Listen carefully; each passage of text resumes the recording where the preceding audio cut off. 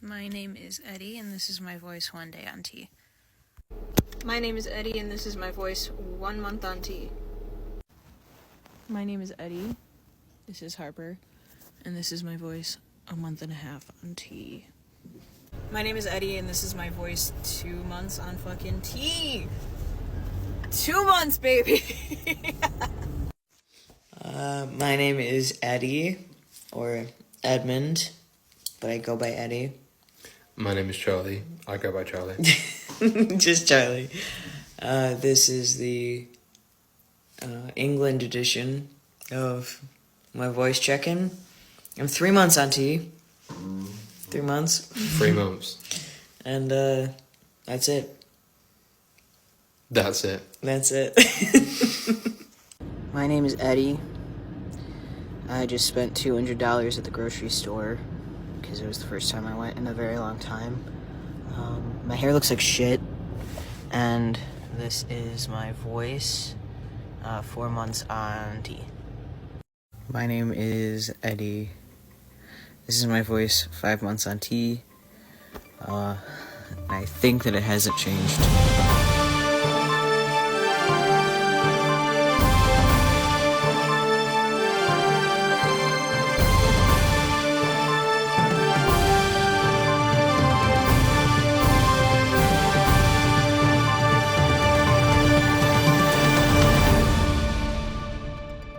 Roller derby to the rescue as New York State's transphobic county is brought into compliance with state law and common decency.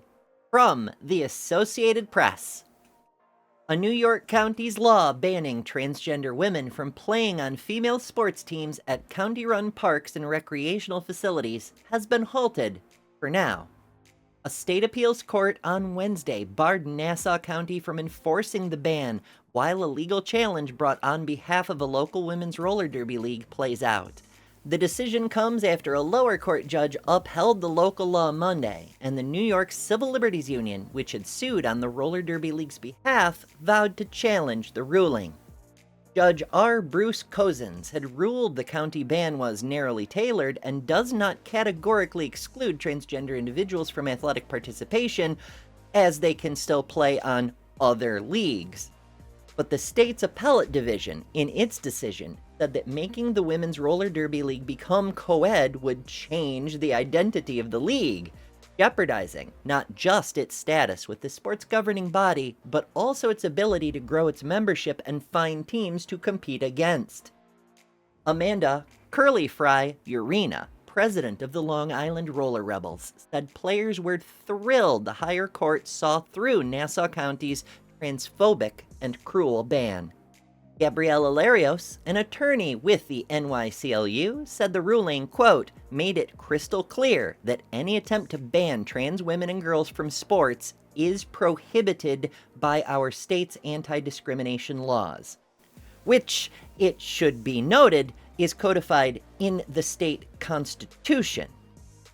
As previously reported, Nassau County Executive Bruce Blakeman had proposed the ban initially as a way to protect women and girls from getting injured while competing against women and girls. It would have affected more than 100 sports facilities in the county on Long Island, next to New York City. The Republican, in an emailed statement, said the county, quote, will continue to protect the integrity and safety of women's sports. A spokesperson didn't immediately respond to follow-up questions about whether the county would comply with the judge's order. Blakeman first imposed the ban through an executive order, but it was struck down after a lawsuit from the Roller Derby League and the NYCLU. The county's Republican-controlled legislature then passed a law containing the same ban, setting off another round of litigation. And once again, the same ban is still in violation of the same laws, and so continues to lose in court. Rockstar ACLU attorney Chase Strangio says standing up for human rights is easier than most allies might think. From USA Today. From the moment President Donald Trump was elected, it was clear that the transgender community was going to be under attack. In the months since he began his second term, trans people have had their existence challenged by the state, their health care threatened, and their ability to exist in society called into question. But in recent weeks, things seem to have gotten even worse than anyone could have imagined. In the days following the death of an unremarkable racist podcaster, false claims that the shooter was trans spread across the internet. The Wall Street Journal initially claimed that the bullets found at the scene of the attack were engraved with transgender anti-fascist ideology.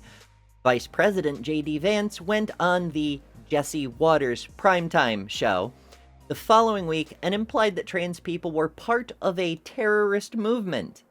Donald Trump Jr. likened the trans community to Al-Qaeda. When the government shut down on October 1st, the president found a way to blame trans people for that too, saying the Democrats want, quote, transgender for everybody. Chase Strangio, an attorney and co-director of the ACLU's LGBTQ and HIV projects, saw the backlash and took to social media. His message was simple. It's time for cisgender people to stand up for trans rights. In an Instagram post with over 5 million views, Strangio gave clear directions for how people can support trans people in ways ranging from challenging comments from others who are just asking questions to financially supporting individuals in their community. On a phone call, he stressed that it was important for people to have concrete actions they can take in a time when things feel so discouraging. Quote, part of what we need to do is break through this very well-funded machine of disinformation to just re-tap into our shared humanity and our shared impulse to really work together, Strangio said. He makes a good point. We need to be working together toward an inclusive future. For cis people, that means standing up for trans people in their daily lives. It means challenging that coworker or family member who doesn't believe it's fair for trans women to play on sports teams that align with their gender. It means showing up physically, everywhere from school board meetings to the Supreme Court.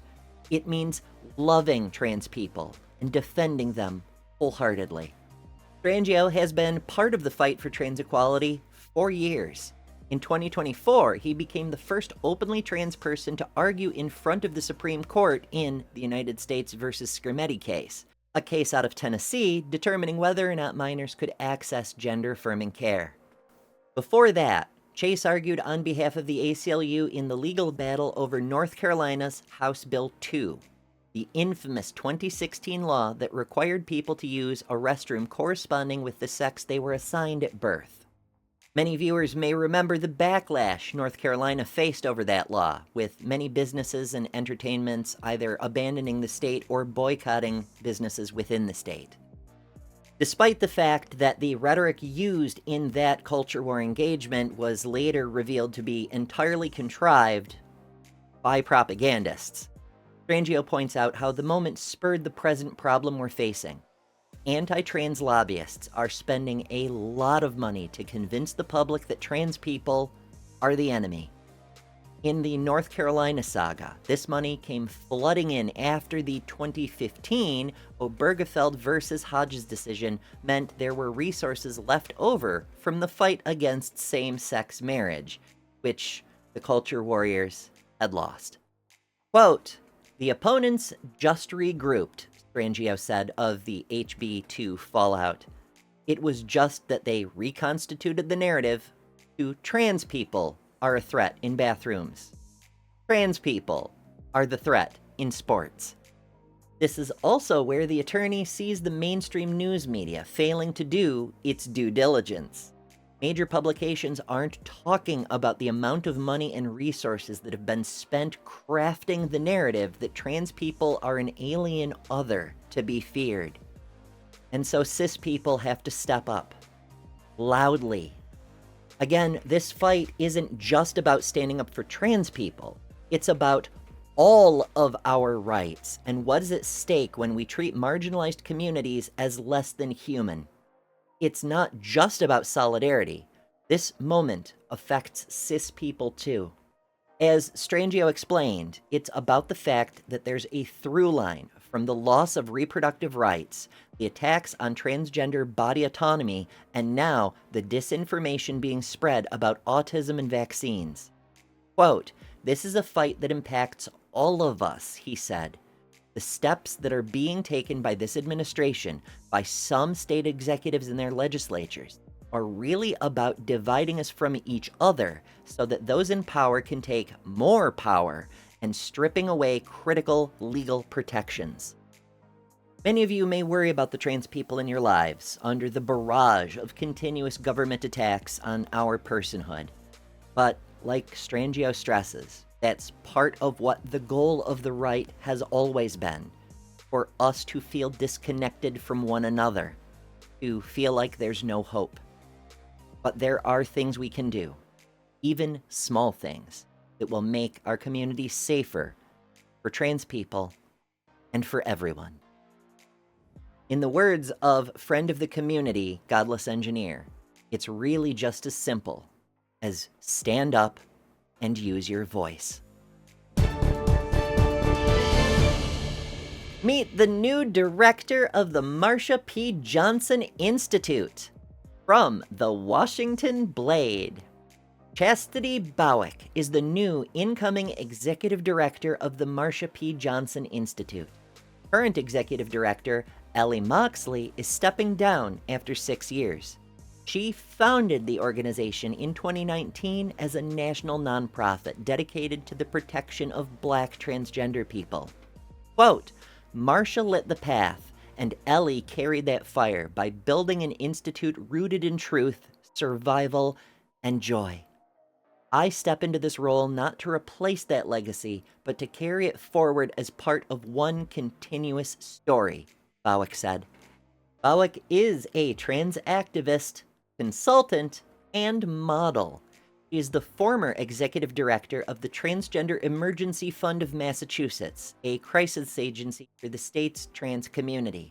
The AIDS Action Community of Massachusetts awarded Bowick the 2016 Belinda Dunn Award for Bowick's leadership in providing transgender health programming at AIDS Project Worcester. He also served on the board of the Massachusetts Transgender Political Coalition for 4 years. Bowick is currently the CEO of Chastity Bowick Consulting and Talent Group, which provides services and programs meant to empower trans women of color to advocate for and with the trans community.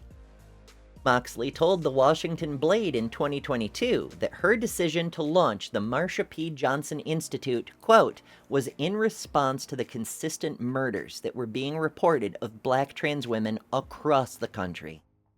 Based in Columbus, Ohio, the group offers advocacy and artistic fellowships alongside state-specific resources, including a Trans Bill of Rights toolkit. Quote, "The Marsha P. Johnson Institute was never mine alone. It has always belonged to the community. Marsha inspired this institute through her unapologetic fight for freedom and her human rights, and I carried that legacy forward by building an organization rooted in those same values," Moxley said. Bowick stated she aims to both uphold Marsha P. Johnson's legacy and Moxley's foundational work. Quote, "To the extremists and lawmakers who legislate against our humanity, we are still here. Our voices will not be silenced, and we are not going anywhere. Together, we will honor the foundation and build higher," Bowick said. The Marsha P. Johnson Institute is partnered with a variety of companies and other groups that share similar values, ranging from H&M to Planned Parenthood, according to the organization's website. Find out more at marshap.org. In an age of unprecedented cruelty, one major party politician is taking a stand explicitly for compassion. From Burns Notice. Everyone calls me Sylvia. I've had this name for 9 years. This is respect. I'm on the Christopher Street Pier. or as it was called in Sylvia Rivera's day, the Christopher Street Docks. In the 1970s, homeless queer New Yorkers had been pushed to the margins of a hostile society. But it was here, on the physical margins of our city, that they found a home. Sylvia was one of those New Yorkers. She arrived here at the age of 11, where she immediately landed in the center of the gay rights movement. She befriended the legendary Marsha P. Johnson, protested at Stonewall, and led marches for equality. But even among the queer community, trans New Yorkers were excluded. Rivera and others were discouraged from walking in pride, their participation erased from Stonewall history. I believe in us getting our rights, or else I would not be out there fighting for our rights. This cruelty took a toll. Rivera developed a substance abuse problem and was often homeless. When she had nowhere left to turn, she would sleep here, waves lapping nearby. Yet no matter what hardships she faced, Sylvia Rivera advocated for others. She and Johnson founded STAR to house and feed trans kids. The Christopher Street Pier is like our city, a place of immense contradictions.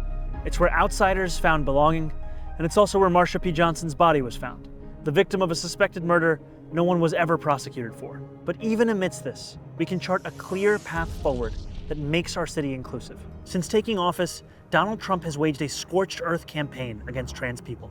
The man with the most power has expended enormous energy targeting those with the least. New York will not sit idly by while trans people are attacked. We'll deploy hundreds of lawyers to combat Trump's hate, make New York City an LGBTQIA+ sanctuary city, and create the Office of LGBTQIA+ Affairs to allocate millions for youth and adult housing programs, as well as gender-affirming care.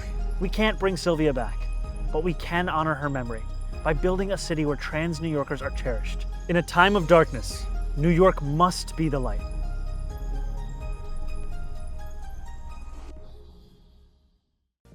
It's an entire political ad from a major Democratic politician that is exclusively defending trans rights. Has this ever happened before? Let's quickly go through the major points of the ad.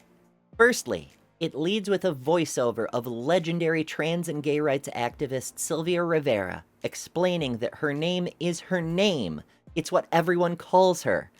One of the latest Trump administration efforts has been to make it illegal, or at least difficult, for anyone to call trans government colleagues by their actual name rather than their birth name. Another early note is the music, an instrumental version of It's Okay to Cry by British trans musician Sophie. Sophie is a legend in trans musical circles. She came out as trans in 2017 and tragically died in Athens in 2021. Rolling Stone said her work, quote, revolutionized the sound of underground dance and pop music. Moving further into Zoran's ad, he recounts the life of Sylvia Rivera and other queer New Yorkers in the early 70s, explaining how a hostile society drove them to the very margins of the city, often ending up at the Christopher Street Docks, now called the Christopher Street Pier, where he was filming the video in his now trademark circular desk. There's a snippet from Rivera's legendary "Y'all better quiet down" speech, and every time, one can be struck by how hostile the crowd is to the idea of her even speaking. The multiple rally organizers on stage being heckled as they are clearly worried about the crowd's reaction. And then she gets on stage, and many in the crowd are hurling insults at her. The quality of that entire recording is not great, but you can hear a woman yelling about feminists. Then Sylvia starts by telling them to quiet down, and the invectives get worse. Then she talks about taking care of the gay and trans people in jail, and how the white middle-class gays ignore them, and that it's up to her to take care of them. She talks about being raped by straight men in shelters, and getting her nose broken for gay liberation. And as she's speaking, she builds into a crescendo, doing a call and response with the once hostile crowd spelling out the letters in gay power. By the end, she wins over the crowd, who are all cheering for her as she concludes her speech. It's a truly historic moment. We often don't think about the life Rivera could have lived if she wasn't so oppressed by the rest of society. She was not a politician, but there are few politicians today with the guts and the ability to turn a hostile crowd like that. She was an organizer because she had to be, for her and her friends to survive. We could all use a little of that these days. Mamdani's choice to highlight Rivera was a masterstroke, and after he laid the historical groundwork of her life, he talked about trans people today and how we are facing the same societal hatred that marginalized Rivera. From the video, quote, "The man with the most power has expended enormous energy targeting those with the least." This is the line. It's the line that might make you feel finally as if you're being seen by a Democratic politician. This is the line that connects everything Democrats claim to fight for with trans rights. Trans issues aren't this shameful thing that Democratic consultants suggest we hide from. It's the same fight undocumented immigrants are fighting, or those who can't access health care are fighting. Sometimes the undocumented immigrants and the people who can't afford health care are also trans. Political issues aren't silos. They're all connected, and Mamdani recognizes that. Other Democrats need to see it too, and I hope they are paying attention. He goes on in the video to state his platform for helping trans people in the city. He promises to deploy attorneys to fight for the rights of trans New Yorkers and to make New York City an LGBTQIA+ sanctuary city, and create the New York City Office of LGBTQIA+ Affairs to allocate millions in funding for trans youth and adult housing programs and gender-affirming care. As Gwendolyn Ann Smith wrote about this ad on Blue Sky, this is, quote, water in the desert, especially for trans people. Related, this past week, 2 New York Congress members made powerful statements of solidarity with trans Americans. AOC, who offered support and acknowledged that it seems like both parties are blaming trans people right now, but the Democrats are only strong when they stand firm against conservative malice, and eventually the rest of the party will figure that out. The other was Mike Lawler, a Republican who represents New York's 17th Congressional District. In a statement, he said, quote, "Trans people are not a threat or the enemy," and went on to excoriate his party for demonizing our friends, our family, part of the vital fabric that makes up our society. As pressure mounts rejecting Republican aggression against minority groups from every quarter of this country, perhaps there's hope in this land for us yet. J.K. Rowling gets her Anita Bryant moment. Like hate-mongers in generations before, the once beloved author got her moment of pie in the face. From Bored Panda. The American sketch comedy show Saturday Night Live took a shot at Harry Potter mastermind J.K. Rowling over her views on gender in its 51st season premiere on October 5th. Rowling has been vocal about her stance on gender politics, and due to her wording of publicized statements, has since been dubbed anti-trans. Also, the fact that she asserts that herself, but details. Her opinions have gotten her on the wrong side of a large chunk of the entertainment industry, including Emma Watson, who played the character Hermione Granger in the movie adaptations of her books. Recently, Rowling lashed out at Emma Watson, saying that over the years, Watson felt it was her place to comment publicly on Rowling's stance on gender. As a United Nations recognized ambassador representing women's interests, Watson does have that role, yes, but details. Quote, "They think our former professional association gives them a particular right, nay, obligation to critique me and my views in public.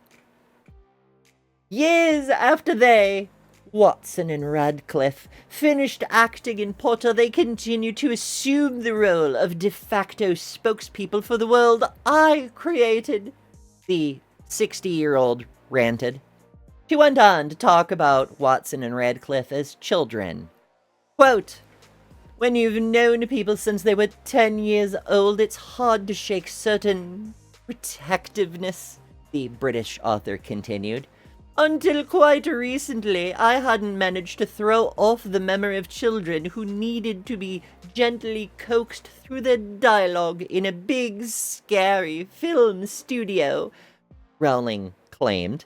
Emma has so little experience of real life, she's ignorant of how ignorant she is. The seed of the Rowling, Watson, and Radcliffe, for that matter, along with many of the other characters from the film's conflict, was planted in a string of public statements that would define the author as a controversial public figure. So, Saturday Night Live, as it does with those who cannot keep themselves out of the faux pas minefield of the public spotlight, honed in on Rowling, targeting another creation of hers, Dobby. For the sketch, it dressed Bowen Yang as the house elf, who then portrayed himself as having been ordered to appear on the show by his master, Rowling, and define what a woman is, for once and for all. Quote, Master Rowling has done so much for Dobby and for inclusion in general, said Yang, in character.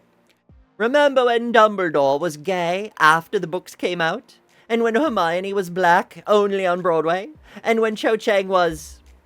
Cho Chang Asian? Dobby then scampered off toward a camera and banged his head against the lens repeatedly, drawing a reaction from the host. Quote, Dobby, why do you keep hurting yourself? He asked. Why, Dobby doesn't know, came the answer. Perhaps because house elves are somehow always the problem, even though we're only 1% of the population. House elves aren't the victims. Master Rowling is. She gets so much hate mail. Dobby, of course, concluded his portion by revealing some of said hate mail was a t-shirt emblazoned with the legend, They K. Rowling. Which, of course, as house elf rules dictate, means Dobby is now free. As a wise sage once said, ridicule of the cruel is a most effective weapon, because no one can fear a person while laughing at them. If you enjoy content like this, make sure to subscribe. Transpositions Weekly is the home for trans-positive news, but also sports, analysis, and stories about trans people that all too often don't actually include any trans people. Support our efforts by sharing these videos with people who might like them, or people who might hate them, but really need to hear some facts. And if you can, consider contributing at patreon.com/thetranspositions. And join the Discord, because Discord, of course, is where the memes live, and our meme of the week was posted by Bumblebee. And if you enjoy forming Queer Voltron with your fellow reprobates, because you know none of us are free until all of us are, join us. Also, if you have good news concerning trans people you'd like to see reported on, you can tell us about that in the Discord as well. For the Transpositions, I've been Ember Belrad.